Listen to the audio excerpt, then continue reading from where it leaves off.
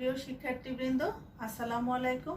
আশা করছি তোমরা যে যেখানেই আছো সুস্থ আছো, নিরাপদে আছো। যেহেতু এই সময়টাতে কোভিড-19 যে প্রকোপ সেটি অনেকাংশে বেড়ে গিয়েছে, তো আমি আশা করব তোমরা সবাই স্বাস্থ্যবিধি মেনে চলবে, আশেপাশে সবাইকে স্বাস্থ্যবিধি মানার জন্য অনুপ্রাণিত করবে। তো তোমরা স্বাস্থ্যবিধি মানার সবগুলা নিয়মই জানো, তারপরও আমি তোমাদেরকে স্মরণ করিয়ে দিচ্ছি। তোমরা এখন নিতান্ত প্রয়োজন ছাড়া ঘরের বাইরে যাবে না। যদি বের হতেই হয় অবশ্যই মাস্ক ব্যবহার করবে, ঘন ঘন সাবান পানি দিয়ে হাত ধুবে, স্যানিটাইজ করবে। এবং এই সময়টাতে আসলে আমাদের শারীরিক এবং মানসিকভাবে সুস্থ থাকতে হবে, এবং শারীরিক এবং মানসিকভাবে সুস্থ থাকার জন্য তোমরা এই সময়টাতে পুষ্টি সমৃদ্ধ খাবার খাওয়ার চেষ্টা করবে। বিশেষ করে যে আমাদের সিজনাল ফল ফ্রুটস আছে সেগুলো খাবে, ভিটামিন সি সমৃদ্ধ খাবার খাবে। তারপর একটু এক্সারসাইজ করার চেষ্টা করবে, রোদে বসবে, ভিটামিন ডি যাতে তোমার শরীরে অ্যাবজর্ব হয়। যেহেতু তোমরা জানো যে ভিটামিন ডি সেটি আমাদের রোগ প্রতিরোধ ক্ষমতাকে বৃদ্ধি করে। তা আসলে মেনলি আমাদের ইমিউন সিস্টেম সেটিকে বুস্ট আপ করতে হবে, যাতে কোনো কারণে আমাদের যদি কোভিড হয়েও যায় তাহলে আমরা যাতে আমাদের ইমিউন সিস্টেম দিয়ে সেটিকে প্রতিহত করতে পারি। তো যাই হোক, আজকের যে ক্লাস সেটি হলো মেনলি উদ্ভিদ বিজ্ঞান বিভাগের ছাত্রদের জন্য। তো উদ্ভিদ বিজ্ঞান বিভাগের যারা দ্বিতীয় বর্ষের ছাত্র আছো তাদের একটি জুলজি নন মেজর কোর্স আছে, তো সেই ক্লাসটি আজকে আমি নিব। তো তোমাদের সাথে আমার অলরেডি ফার্স্ট ইয়ারে থাকতে পরিচয় হয়েছে, তারপরও আমি আমার পরিচয় দিচ্ছি। আমি মাহমুদা খাতুন, সহকারী অধ্যাপক, প্রাণীবিদ্যা বিভাগ, ঢাকা কলেজ, ঢাকা। তো তোমাদের যেটি জুলজি নন মেজর সাবজেক্ট, যার কোর্স কোড হলো SCZ 2001। তো এই যে কোর্সটি সেটির দুইটি পার্ট আছে, একটি হলো গ্রুপ এ আর একটি হলো গ্রুপ বি। তো যেই গ্রুপ এ তে তোমাদের কোঅর্ডিনেট অংশটি পড়তে হবে। তো তোমরা জানো যে জুলজিতে মেইন দুইটা অংশ রয়েছে, একটি কোঅর্ডিনেট এবং নন কোঅর্ডিনেট।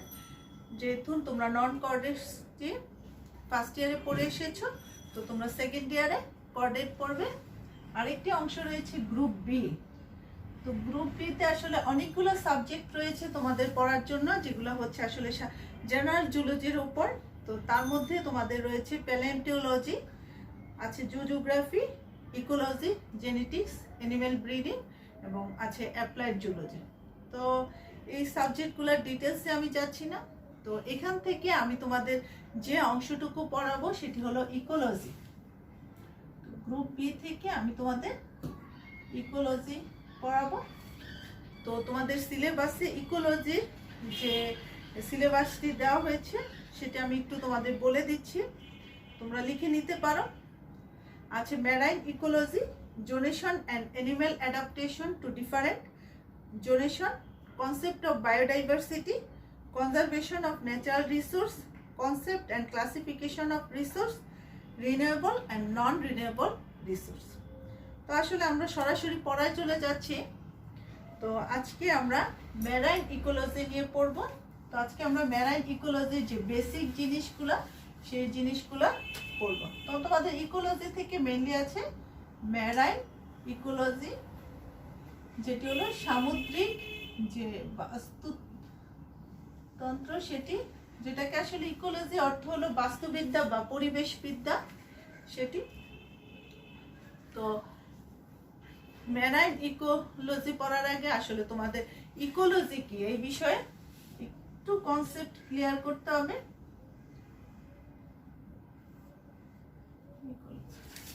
আসলে যেহেতু আমরা প্রাণীবিদ্যা পড়াচ্ছি বা জুলজি পড়াচ্ছি, তো জুলজিতে আসলে আমরা প্রাণীদেরকে নিয়েই মেনলি আলোচনা করব। তো প্রত্যেকটা প্রাণী তার পরিবেশের সাথে আসলে যে পরিবেশের যে বিভিন্ন উপাদান আছে তার সাথে সে নিবিড়ভাবে সম্পর্কযুক্ত, অর্থাৎ সে যেই বাসস্থানে বাস করে সেই বাসস্থানের বিভিন্ন উপাদানের সাথে নিবিড়ভাবে সম্পর্কিত। অর্থাৎ উদ্ভিদ প্রাণী নির্বিশেষে সবাই তাদের যে পরিবেশের অজীবজ উপাদান এবং অন্যান্য যে জীবজ উপাদান তাদের সাথে আসলে একটা পারস্পরিক মিথস্ক্রিয়া করে। এই যে মিথস্ক্রিয়াটা করে সেটাই আসলে ইকোলজি। অর্থাৎ জীববিজ্ঞানের যে শাখায় জীবজ উপাদানের সাথে অজীবজ উপাদানের যে পারস্পরিক মিথস্ক্রিয়া এই বিষয় সম্পর্কিত আলোচনা করা হয় তাকেই ইকোলজি বলে।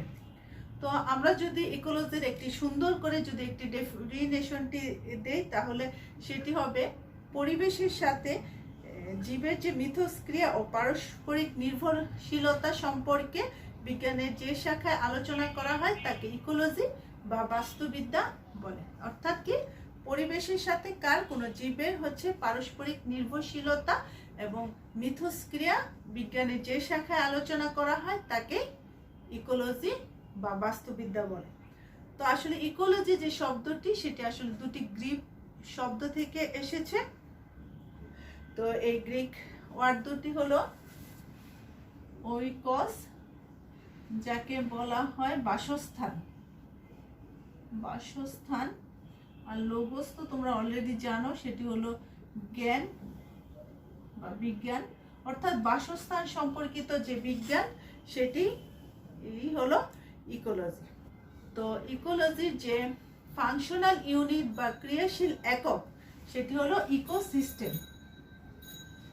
ইকোসিস্টেম যেটিকে বলা হয় বাস্তুতন্ত্র, এটা হলো ইকোলজির ফাংশনাল ইউনিট, ফাংশনাল ইউনিট বা ক্রিয়াশীল একক। অর্থাৎ ইকোসিস্টেম কি? ইকোসিস্টেম হলো একটি পরিবেশে জীবজ এবং অজীবজ যে উপাদান সমূহের মধ্যে পারস্পরিক ক্রিয়া, আদান প্রদান এবং মিথস্ক্রিয়ার মাধ্যমে যে বিশেষ তন্ত্র গড়ে উঠেছে তাকেই বলা হয় ইকোসিস্টেম। তো ইকোসিস্টেম কি? তো ইকোসিস্টেম হলো একটি পরিবেশের জীবজ এবং অজীবজ উপাদানের মধ্যে পারস্পরিক মিথস্ক্রিয়া, আদান প্রদান এবং নির্ভরশীলতার মাধ্যমে যে বিশেষ তন্ত্র গড়ে উঠেছে তাকে বলা হয় ইকোসিস্টেম বা বাস্তুতন্ত্র। তো বিখ্যাত যে পরিবেশবিদ ইপি ওডাম 1971 সালে ইকোসিস্টেমের একটি সুন্দর একটি ডেফিনেশন দিয়েছেন। তো আমরা যদি সেই ডেফিনেশনটি একটু দেখি, বাস্তুতন্ত্র হচ্ছে কোনো নির্দিষ্ট অঞ্চলের জীব সম্প্রদায় এবং জড় উপাদানের মধ্যে আন্তঃক্রিয়ায় গড়ে ওঠা এমন এক সমষ্টিগত একক যেখানে পুষ্টিচক্র অনিয়ন্ত্রিত এবং স্বস্তিতে বিরাজমান। অর্থাৎ হচ্ছে তোমরা বোঝো যে জীব সম্প্রদায় এবং জড় যে উপাদান তাদের মধ্যে কি পরস্পর একটা হচ্ছে আন্তঃক্রিয়া ঘটবে, আন্তঃক্রিয়া ঘটে এমন একটা তন্ত্র গড়ে উঠবে যেখানে অবশ্যই হচ্ছে পুষ্টিচক্র এবং শক্তি প্রবাহ চলবে, এবং এই যে পুষ্টিচক্র এবং শক্তি প্রবাহের মাধ্যমে একটি বিশেষ যে তন্ত্র গড়ে উঠবে সেটি হলো ইকোসিস্টেম। তো তোমরা ডেফিনেশনটি লিখে নিতে পারো। তো আমরা এই সংজ্ঞাটিকে আরো বেশি হচ্ছে বুঝবো যখন আমরা এই ইকোসিস্টেম বা বাস্তুতন্ত্রের যে বৈশিষ্ট্য সেই বৈশিষ্ট্যগুলো যখন পড়বো তখন আরো বেশি এই ডেফিনেশনটি ক্লিয়ার হব। তো আমরা দেখি যে ইকোসিস্টেমের যে বৈশিষ্ট্য,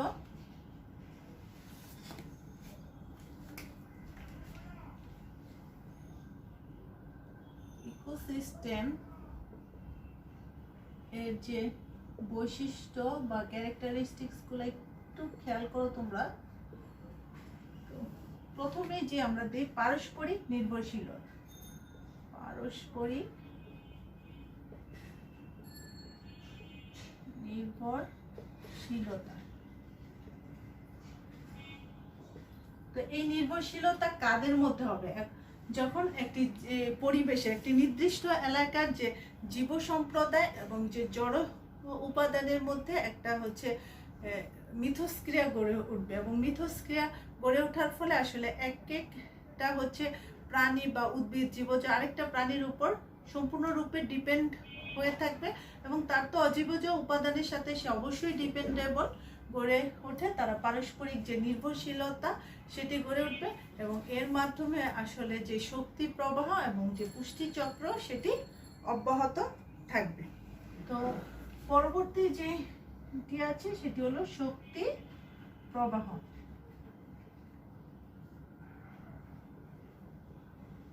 আসলে কোনো যে ইকোসিস্টেম, সেই ইকোসিস্টেমের মধ্যে শক্তির যে প্রবাহ সেটি হয়। আসলে যদি কোনো প্রাণী তো হলো আসলে কোনো পরিবেশের একটি যে প্রাণ সেটি, বা কোনো জীব হচ্ছে সেটি কোনো পরিবেশের যে প্রাণ।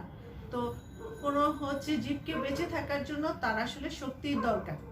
কোনো না কোনোভাবে তাকে হচ্ছে, তাকে যদি ক্রিয়াশীল থাকতে হয় তাকে অবশ্যই এনার্জি লাগবে।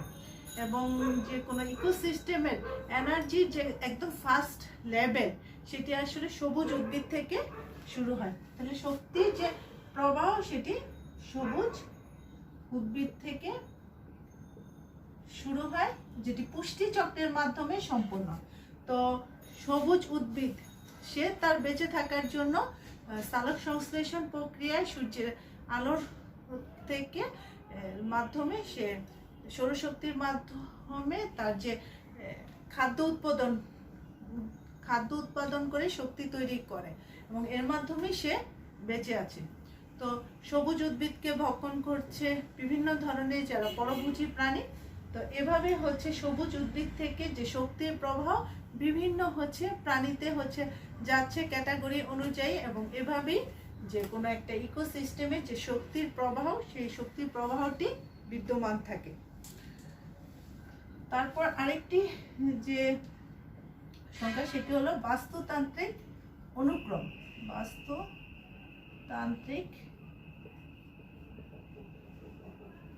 অনুক্রম, যাকে আমরা বলি ইকোলজিক্যাল সাকসেশন।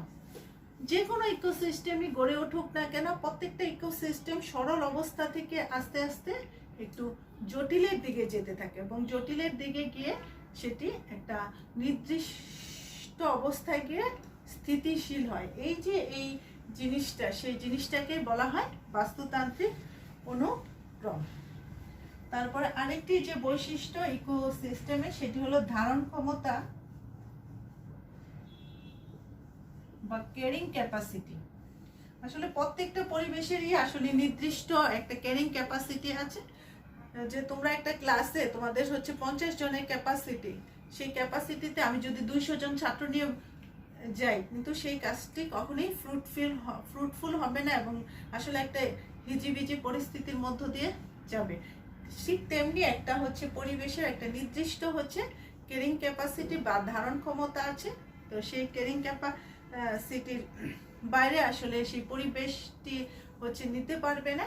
তো যদি ক্যারিং ক্যাপাসিটির যে বাইরে যদি ইকোসিস্টেম হচ্ছে চলে যায়, সেই ক্ষেত্রে দেখবা বিভিন্ন হচ্ছে প্রাকৃতিক বা অন্যান্য কারণে সেটি হচ্ছে তাদের যে প্রজাতি সেগুলো ধ্বংস হয়, ধ্বংসপ্রাপ্ত হয়ে একটি নির্দিষ্ট অবস্থায় পৌঁছে। তো এই ঘটনাটাকেই বলবো আমরা ক্যারিং ক্যাপাসিটি বা ধারণ ক্ষমতা। তারপর আরেকটি আছে স্থিতিশীলতা। স্থিতিশীলতা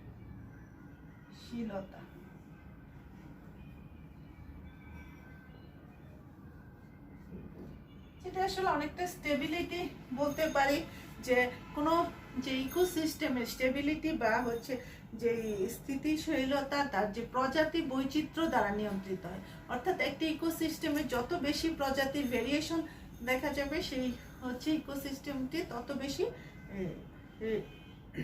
বেশি সুস্থিত হবে বা সুসংগঠিত হবে। তো এই হলো আমাদের যে ইকোসিস্টেম বা বাস্তুতন্ত্রের যে বৈশিষ্ট্য, সেই বৈশিষ্ট্যগুলো আমরা পড়লাম। পরবর্তীতে আসলে আমরা যে ইকোসিস্টেমের যে উপাদান বা কম্পোনেন্ট সেগুলো সম্পর্কে জানবো। তো ইকোসিস্টেমের যে মেইন দুটি উপাদান সেটি হলো, একটি হলো এবায়োটিক কম্পোনেন্ট, আরেকটি হলো বায়োটিক কম্পোনেন্ট। তো প্রথমে আমরা পড়ি বায়োটিক কম্পোনেন্ট, যাকে আমরা হচ্ছে অজীবজ উপাদান বা জড় উপাদান বলবো। আসলে আমাদের বায়োলজিক্যাল যে টার্ম সেটি হলো বায়োটিক কম্পোনেন্ট, যেটি হলো অজীবজ উপাদান বা জড় উপাদান। তো এই যে বায়োটিক যে কম্পোনেন্ট সেটি আবার তিনটা ক্যাটাগরিতে বিভক্ত। একটি হলো ভূত উপাদান, যাকে আসলে আমরা বলি ফিজিক্যাল কম্পোনেন্ট। Physical component. তো আরেকটি আছে, সেটি হলো অজৈব উপাদান, যাকে বলা হয় ইনঅর্গানিক কম্পোনেন্ট। Inorganic component. এবং আরেকটি আছে জৈব উপাদান, যাকে বলা হয় অর্গানিক কম্পোনেন্ট। আসলে ফিজিক্যাল যে কম্পোনেন্ট বা ভৌত উপাদান, সেটি তো অজৈব যে উপাদান, তার মধ্যে কি আমাদের সূর্যের আলো, আর্দ্রতা, বায়ু প্রবাহ, তাপমাত্রা, এই যে এইসব জিনিসগুলা মিলে সেটি হলো আমাদের যে ফিজিক্যাল কম্পোনেন্ট। তাহলে কি বললাম আমি? সূর্যের আলো, তাপমাত্রা, বায়ু প্রবাহ, আর্দ্রতা, তার যে সয়েল কন্ডিশন, সেই সব কিছু মিলেই আমাদের ফিজিক্যাল কম্পোনেন্ট। তো ইনঅর্গানিক যে উপাদান, সেগুলো আসলে বিভিন্ন ধরনের যে অজৈব উপাদান। তো অজৈব উপাদানের মধ্যে রয়েছে বিভিন্ন ধরনের যে খনিজ লবণ আছে, তারপর বিভিন্ন ধরনের যে মাটির মধ্যে মাটি, পানি, আসলে সব মিলেই তো আসলে বিভিন্ন কেমিক্যাল দিয়ে তৈরি হয়। এই কেমিক্যালের যে উপাদান, সেগুলোই হলো অজৈব উপাদান। তো এই কেমিক্যালের মধ্যে রয়েছে oxygen, carbon die oxide, nitrogen, carbon, iron, তারপরে magnesium, calcium, carbon die oxide, এগুলোই হচ্ছে আসলে ইনঅর্গানিক কম্পোনেন্ট। তো অর্গানিক কম্পোনেন্ট বা জৈব উপাদান যেটি, তার মধ্যে রয়েছে যে হিউমাস, তারপর কার্বোহাইড্রেট বা শর্করা, প্রোটিন বা আমিষ, লিপিড ইত্যাদি হলো আমাদের যে অর্গানিক বা জৈব উপাদান। তারপর আমরা হচ্ছে ইকোসিস্টেমের আরেকটি যে মেইন উপাদান, সেটি হলো বায়োটিক কম্পোনেন্ট। বায়ো মিনস হচ্ছে যার প্রাণ আছে, বায়োটিক হচ্ছে জীবজ উপাদান, ঠিক কম্পোনেন্ট। তো বায়োটিক কম্পোনেন্ট আসলে মেইনলি তিনটা ক্যাটাগরি বিভক্ত, তোমরা জানো।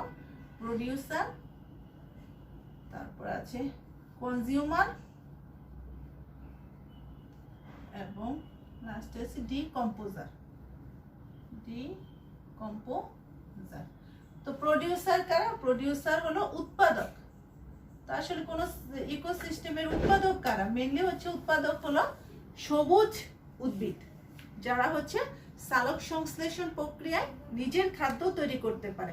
তো সালোক সংশ্লেষণ প্রক্রিয়ায় তারা কি খাদ্য তৈরি করে? শর্করা জাতীয় খাবার তৈরি করে, এবং এটি তাদেরকে কি করে?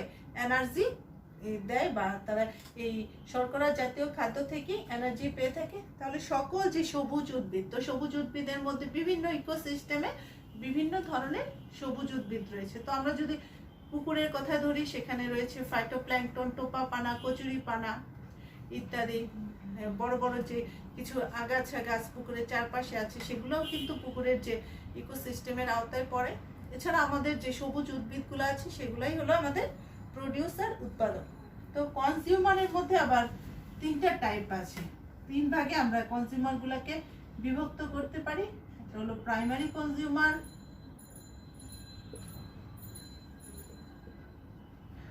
তারপর হলো সেকেন্ডারি কনজিউমার,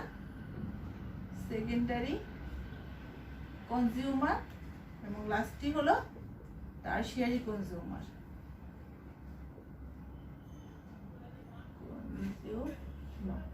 তো প্রাইমারি কনজিউমার কারা? যারা হচ্ছে উৎপাদককে তাদের খাবার হিসেবে খায়, অর্থাৎ সবুজ উদ্ভিদকে যারা খাবার হিসেবে খায়, তাদেরকে বলা হয় প্রাইমারি কনজিউমার। তো প্রাইমারি কনজিউমার যদি আমরা পুকুরের মধ্যে পাই, বিভিন্ন প্ল্যাঙ্কটন জাতীয় খাবার খায়, সেরকম ফাইটোপ্ল্যাঙ্কটন খায়, সেই সকল মাছগুলো প্রাইমারি কনজিউমার মধ্যে রয়েছে। এছাড়া গরু, ছাগল, তারপরে হরিণ, এরা আসলে প্রাইমারি কনজিউমার। তো সেকেন্ডারি কনজিউমার কারা? যারা প্রাইমারি কনজিউমারকে খাদ্য হিসেবে খায়, তারা হলো সেকেন্ডারি কনজিউমার। বিভিন্ন ধরনের যে মাছ হতে পারে, তারপরে হচ্ছে ব্যাং, এই জিনিসগুলো সেকেন্ডারি কনজিউমার। আর টারশিয়ারি কনজিউমার, সেটি হলো একদম উচ্চ স্তরে খাদ্য, এবং তারা আসলে এই যে প্রাইমারি বা সেকেন্ডারি কনজিউমারকে খাবার হিসেবে খেয়ে থাকে। তাদের মধ্যে তোমরা যদি আমাদের যে কোনো বনভূমির যে টারশিয়ারি কনজিউমার, সেখানে বাঘ, সিংহ, মানে যারা একদম উপরের লেভেলে থাকে, এছাড়া হচ্ছে ঈগল, শকুন ইত্যাদি, তারপর সাপ, এগুলো হলো টারশিয়ারি কনজিউমার। আর ডিকম্পোজার, এই যে আমাদের পরিবেশে এরা যখন মারা যায়, তাদের যে মৃত যে দেহ তাদেরকে আসলে পচিয়ে ফেলতে একটা জৈব উপাদানে পরিণত করে যারা, তাদেরকেই বলা হয় ডিকম্পোজার বা বিয়োজক। তো ডিকম্পোজার বা বিয়োজকের মধ্যে মেনলি রয়েছে ছত্রাক এবং বিভিন্ন ধরনের যে ব্যাকটেরিয়া, এরা হলো ডিকম্পোজার হিসেবে কাজ করে। তো এখন আমরা যেটি পড়বো সেটি হলো ইকোসিস্টেমের প্রকারভেদ বা টাইপস অফ ইকোসিস্টেম। ইকোসিস্টেম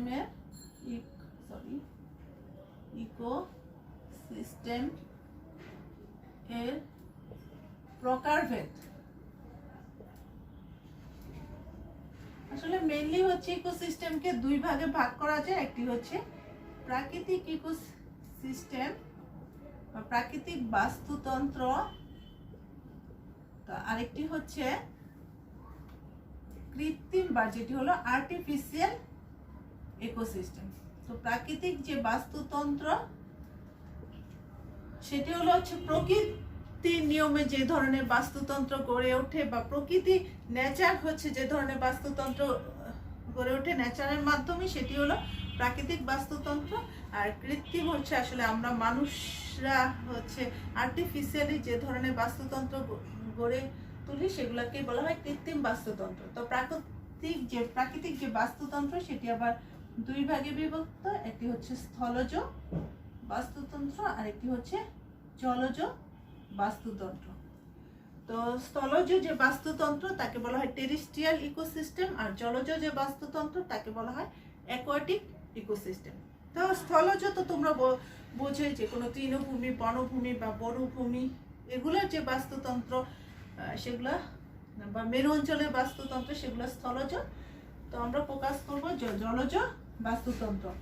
তো জলজ বাস্তুতন্ত্র আসলে আমাদের দুই ধরনের প্রাণী আছে। একটি হচ্ছে স্বাদু পানির বাস্তুতন্ত্র, আর একটি হলো সামুদ্রিক বা ম্যারাইন। তো স্বাদু পানির যে বাস্তুতন্ত্র সেটি আসলে যে পানি যেটা হচ্ছে মিঠা পানি। তো মিঠা পানির মধ্যে হ্রদ, নদী, পুকুর, খাল, বিল। তো এটি আবার দুইটা ভাগে বিভক্ত। একটি হচ্ছে ল্যান্টিক আর একটি হচ্ছে লটিক। তো ল্যান্টিক কোনটি, যে এই বাস্তুতন্ত্রের যে পানি সেটি স্থির থাকে, যেমন পুকুর, হ্রদের যে পানি সেটি। আর যেটি লটিক যে প্রবাহমান যে বাস্তুতন্ত্র, তার মধ্যে রয়েছে নদী বা ঝর্ণার যে বাস্তুতন্ত্র সেটি। তো সামুদ্রিক বাস্তুতন্ত্রের মধ্যে রয়েছে মহাসাগর,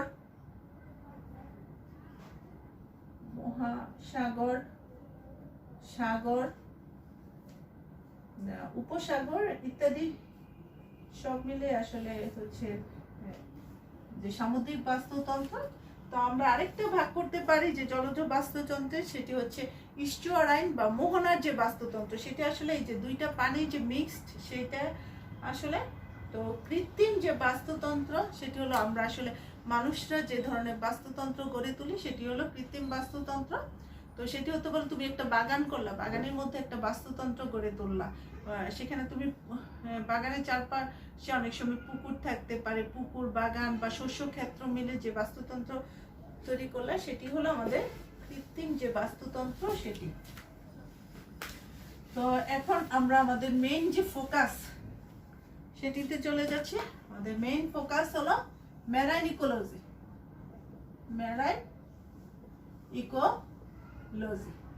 তো ম্যারাইন ইকোলজি সেটি হলো যে সামুদ্রিক বাস্তুতন্ত্র। তো আমরা ছোটবেলা থেকে পড়ে আসছি কি পৃথিবীর 4 ভাগের 3 ভাগই হলো কি জল। তো এর মধ্যে আবার হচ্ছে জল তো আবার দুইটা ভাগে বিভক্ত, একটা মিঠা পানি এবং স্বাদু পানি। তো আমাদের যে মোটামুটি যে হিসাব সেটি হলো পৃথিবীর যে 71% জায়গা জুড়ে রয়েছে সাগর, মহাসাগর, উপসাগর ইত্যাদি, যার যদি আমরা আয়তন ধরি সেটি হবে 361 মিলিয়ন বর্গ কিলোমিটার। বিশাল একটা এরিয়া, মিলিয়ন বর্গ কিলোমিটার। আমরা যদি টোটাল যে পানি হিসাব করি তাহলে পৃথিবীর যে টোটাল যে জলাবদ্ধতা বা জলাশয় তার মধ্যে 3% মাত্র স্বাদু পানি এবং হচ্ছে 97% হলো যেটি হচ্ছে সামুদ্রিক বা লবণাক্ত যে পানি। তো এই যে সমুদ্র কিন্তু আমাদের বিশাল একটা ইকোসিস্টেম বা ইকোলজিকে হচ্ছে ধারণ করে, যাকে বলা হয় মেরাইন ইকোলজি। এবং এর ব্যাপকতা আসলে বেশি। তো সমুদ্রের যে হচ্ছে বাস্তুতন্ত্র, তার বৈশিষ্ট্য, একটি মেইন বৈশিষ্ট্য হলো এখানে লবণাক্ততার পরিমাণ অনেক বেশি, যেটাকে আসলে সেই জন্য একে লবণ পানি বলা হয়। তো লবণের যেটি পরিমাণ সেটি হলো 3.5%, যাকে আমরা বলি 35 ডিগ্রি পার্টস পার মিলিয়ন। 3.5% অথবা হচ্ছে 35 পার্টস পার হচ্ছে মিলিয়ন, যাকে এভাবে আমরা প্রকাশ করে থাকি। এবং এই যে সমুদ্রের যে পানির যে বাস্তুতন্ত্র, তার একটি যে ঢেউ বা কারেন্ট বা জোয়ার ভাটা এখানে একটি নিত্য নৈমিত্তিক ঘটনা। তো পরবর্তীতে আমরা মেরাইন ইকোলজির যে বৈশিষ্ট্য, সেই বৈশিষ্ট্যগুলো পড়ব। তো আজকের ক্লাস এই পর্যন্তই। তো আজকের ক্লাসে আমরা যেটি হলো ইকোলজির যে বেসিক জিনিস সেটি শিখলাম।